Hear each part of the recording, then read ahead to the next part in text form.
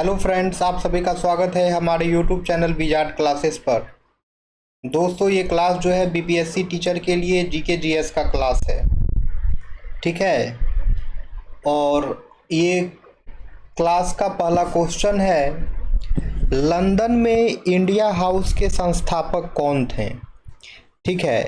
London में जो है इंडिया हाउस के संस्थापक कौन थे वो पूछ रहा है।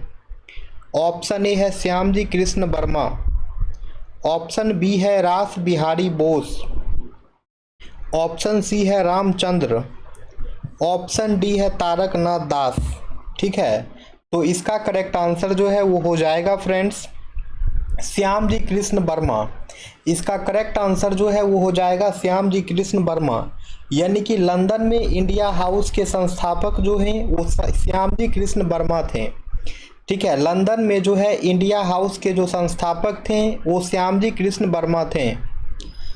नेक्स्ट क्वेश्चन है, बंगाल विभाजन के विषय में किसने कहा था विभाजन हमारे ऊपर बम की तरह गिरा है। बंगाल विभाजन के विषय में किसने कहा था विभाजन हमारे ऊपर बम की तरह गिरा है। ऑप्शन ए है सुरेंद्रनाथ बनर्जी, ऑप्शन बी है CR दास, ऑप्शन सी है आशुतोष मुखर्जी, ऑप्शन डी है रविंद्रनाथ टैगोर। ठीक है। तो इसका करेक्ट आंसर जो है वो हो जाएगा सुरेंद्रनाथ बनर्जी। यानी कि सुरेंद्रनाथ बनर्जी जो है उन्होंने ऐसा कहा था कि बंगाल विभाजन जो है हमारे ऊपर बम की तरह गिरा है। ठीक है। सुरेंद्रनाथ बनर्जी का ये कहना था कि बंगाल विभाजन जो है हमारे ऊपर बम की तरह गिरा है। सुरेंद्रनाथ बनर्जी का यह कहना था दोस्तों कि बंगाल विभाजन जो है हमारे ऊपर बम की तरह गिरा है। ठीक है। तो बंगाल विभाजन के बारे में डिस्कशन है, इसका डिस्कशन देख लिया जाए।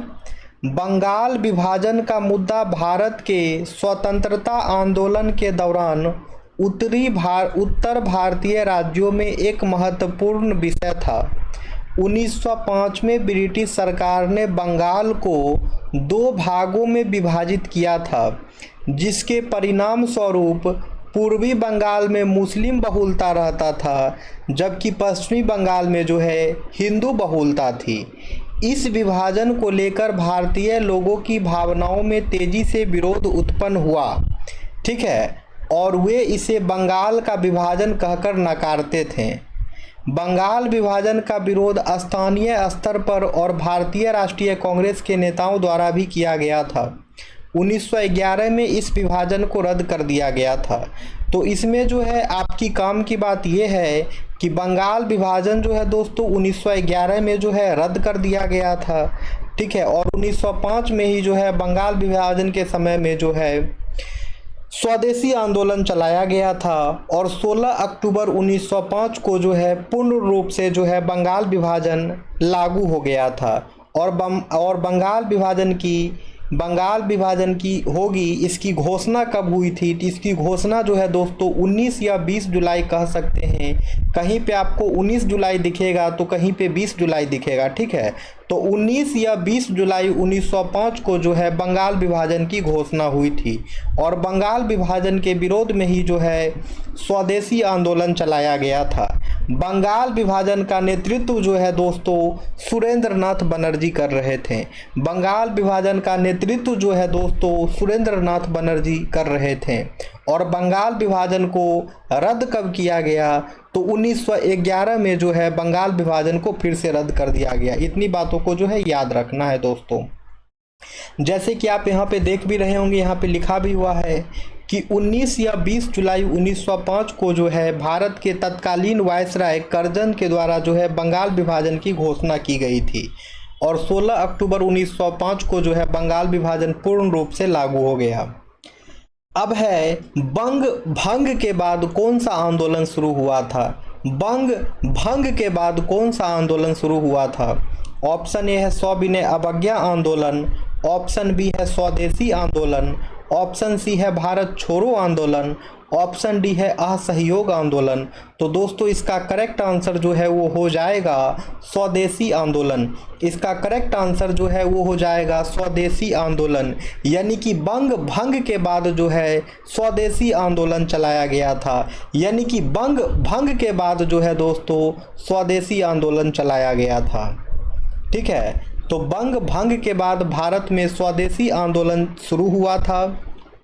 इस आंदोलन का उद्देश्य था ब्रिटिश वस्त्रों और उत्पादों के विरुद्ध बहिष्कार करके भारतीय उत्पादों का प्रचार करना। यह आंदोलन ब्रिटिश के खिलाफ भारतीय उत्पादों के उपयोग को बढ़ावा देने का प्रयास किया था।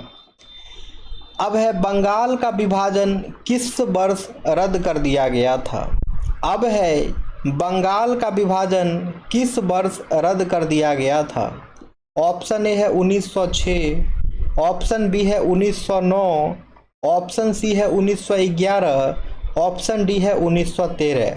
ठीक है, तो बंगाल विभाजन जो है दोस्तों वो जो है रद्द किया गया था 1911 में। बंगाल विभाजन जो है दोस्तों वो रद्द किया गया था 1911 में। 1911 में जो है दोस्तों बंगाल विभाजन रद्द कर दिया गया था। आगे आते हैं, कांग्रेस ने स्वराज प्रस्ताव वर्ष 1905 में पारित किया। प्रस्ताव का उद्देश्य क्या था। कांग्रेस ने स्वराज प्रस्ताव वर्ष 1905 में पारित किया। इस प्रस्ताव का जो है उद्देश्य क्या था। ऑप्शन ए है अपने लिए संविधान बनाने का अधिकार, परंतु ऐसा नहीं हुआ। ऑप्शन बी है स्वशासन सुनिश्चित करना। ऑप्शन सी है उत्तरदायी सरकार।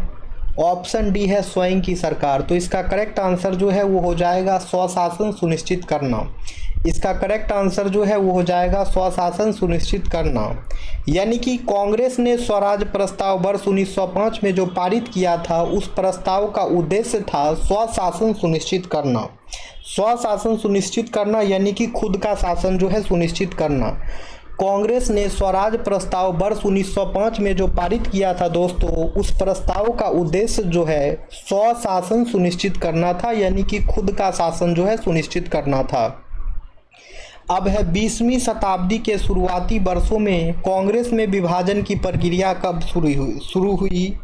ठीक है, तो उसमें क्या है वो पूछ रहा है। 20वीं शताब्दी के शुरुआती वर्षों में कांग्रेस में विभाजन की प्रक्रिया शुरू हुई।